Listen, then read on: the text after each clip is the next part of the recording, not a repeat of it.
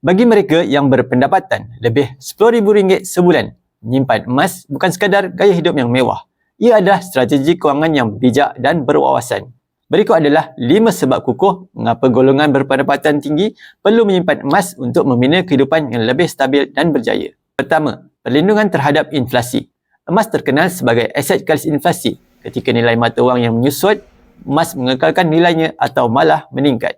Kedua, diversifikasi portfolio kewangan. Golongan yang berpendapatan tinggi biasanya memiliki pelbagai aset seperti hartanah dan saham. Emas bertindak sebagai penstabil portfolio ketika pasaran lain mengalami turun naik. Ketiga, aset mudah alih dan mudah dicairkan. Berbeza dengan hartanah atau pelaburan jangka panjang lain, emas boleh dijual atau dicairkan dengan cepat jika berlaku kecemasan kewangan. Ia juga mudah dibawa ke mana-mana sahaja. Keempat, meningkatkan nilai kewangan dan status kredit.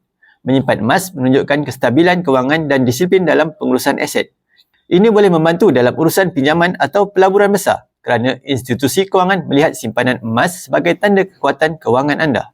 Kelima, aset global yang tidak boleh dimanipulasi. Emas mempunyai nilai sejagat dan tidak tertakluk kepada dasar kewangan sesebuah negara.